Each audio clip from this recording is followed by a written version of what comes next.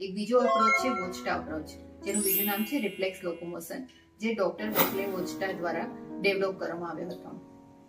આ જે અપ્રોચ છે એ અપ્રોચ એવું માને છે કે આપણા બોડીમાં અલગ અલગ સ્પેસિફિક ઝોન્સ છે, જો એને સ્ટિમ્યુલેટ કરવામાં આવે તો ઇનવોલન્ટરી મુવમેન્ટ પ્રોડ્યુસ થશે.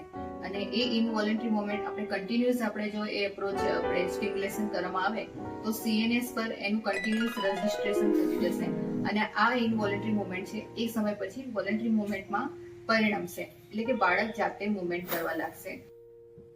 બીજો એક અપ્રોચ છે રૂટ્સ અપ્રોચ. રૂટ્સ અપ્રોચ જે છે અપ્રોચ છે એ મસલ ટોનને નોર્મલાઇઝ કરવામાં માને છે. એટલે કે જો હાઇપરટોન મસલ હશે તો એનું ટોન રિડ્યુસ કરવામાં આવશે ને હાઇપોટોન હશે તો એનું ટોન ઇન્ક્રીઝ કરવામાં આવશે. એટલે કે ડિઝાયર મોટર મુવમેન્ટ્સ કે પેટર્ન ડેવલપ થશે સેન્સરી સ્ટિમ્યુલેશનથી. અને આ સેન્સરી સ્ટિમ્યુલેશન માટે અલગ અલગ ટેકનિક્સનો યુઝ કરવામાં આવે છે.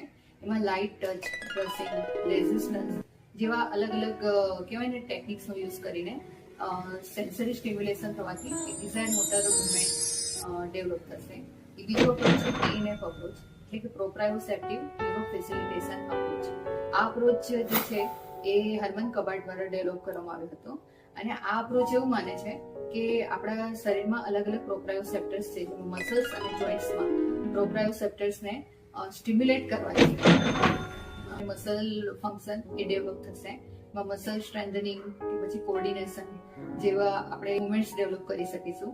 અને એના માટે અલગ અલગ ટેકનિક્સ છે, જેમાં rhythmic stabilisation, contract and relax, એની સિવાય પણ ઘણી બધી ટેકનિક્સ. એક બીજો અપ્રોચ છે ટેમ્પલ ફે અપ્રોચ.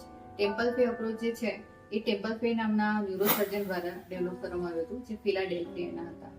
એવું માનતા હતા કે બાળકમાં નોર્મલ મુવમેન્ટ પેટર્ન ડેવલપ થઈ શકે છે. કેવી રીતે? સિક્વન્શિયલ ડેવલપમેન્ટ મુવમેન્ટ્સ એ પોઝિશન કે મોશન આપવાથી સેરેબ્રલ પાલ્સી જેવા કેસમાં નોર્મલ મુવમેન્ટ પેટર્ન ડેવલપ થઈ શકે છે. તો એના માટે એમને એક સ્ટેટમેન્ટ આપ્યું હતું કે પ્રાણીઓમાં જ્યારે સિમ્પલ નર્વસ સિસ્ટમ હોય છે ને ત્યારે જે મોશન કે જે પોઝિશન હોય છે સેમ એ જ પોઝિશન સેરેબ્રલ પાલ્સી જેવા કેસમાં સેરેબ્રલ કોર્ટેક્સ એબ્સન્સ ગણી શકાય. તો એ કેસમાં આપણે એ મોશન આપીશું તો નોર્મલ મુવમેન્ટ પેટર્ન ડેવલપ થઈ શકે છે. તો આ બધા વૈજ્ઞાનિક કે સાયન્ટિસ્ટ કે પછી આ પ્રોફેસર, ડોક્ટર્સ ઘણા બધા વર્ષોના પરિણામ પછી આ એક એવિડન્સ બેઝડ અપ્રોચ ડેવલપ કર્યા છે. અને એ અપ્રોચનું એક પરિણામ મળે જ છે. અને આમાં ટીમ વર્કની જરૂર છે. એમાં speech therapist, occupational therapist, physiotherapist, special educator, psychologist અને ઓફકોર્સ પીડિયાટ્રિશિયન એના લીડર હોય છે. તો આ બધા સાથે મળીને અપ્રોચનો યુઝ કરીને બાળકમાં સારું પરિણામ લાવી શકે છે. અને આમાં હું ખરેખર કહું તો મુખ્ય રોલ પેરેન્ટ્સનો જ હોય છે, કે પેરેન્ટ્સ બાળક સાથે 24 કલાક સાથે રહેતા હોય છે. તો એ લોકોને આ ગાઈડન્સ આપવામાં આવે અને એ લોકો સારી રીતે ધીરજ, ખંત અને મહેનતથી કામ કરે તો આવા બાળકોમાં સારું પરિણામ આવી શકે છે. Thank you.